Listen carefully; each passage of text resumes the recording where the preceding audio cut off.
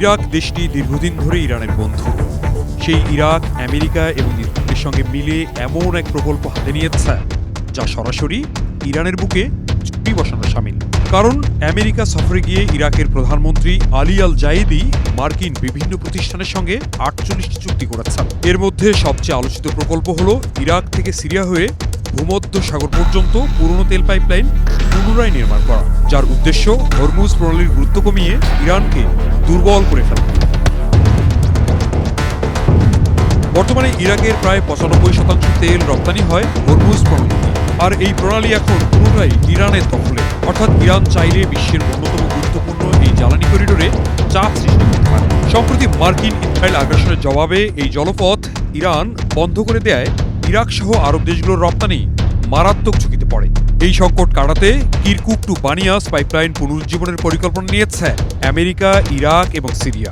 এই পাইপলাইনটি প্রথম নির্মিত হয়েছিল 1952 সালে।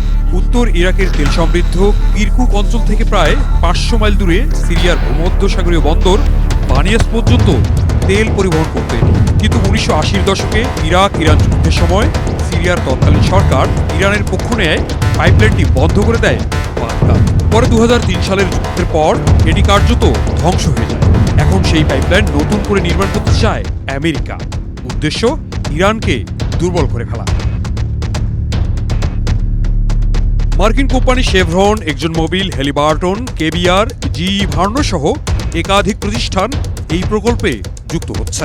আমেরিকার পররাষ্ট্র দপ্তর বলছে, প্রকল্পটি বাস্তবায়িত হলে প্রতিদিন হরমুজ প্রণালী এড়িয়ে 20 লাখ ব্যারেল অপরিশোধিত তেল ভূমধ্য সাগরে পৌঁছাতে পারবে।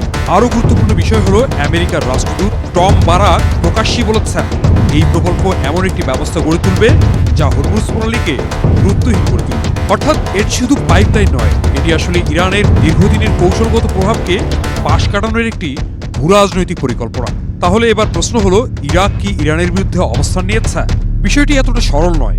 বাস্তবতা হলো, ইরাকের ভেতর এখনও ইরান সমর্থিত শিয়া রাজনৈতিক দল এবং মিলিশিয়াদের শক্তিশালী প্রভাব রয়েছে, যারা এই প্রকল্পের জন্য সরাসরি হুমকি হয়ে উঠতে পারে।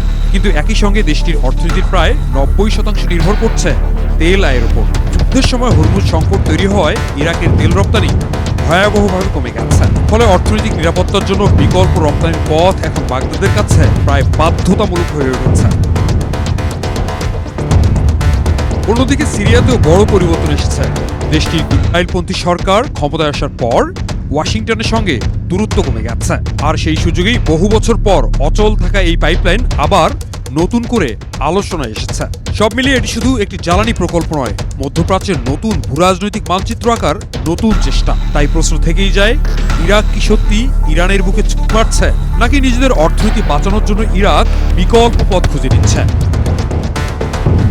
আশরাফুল ইসলাম রানা, ভিশন 24, ঢাকা।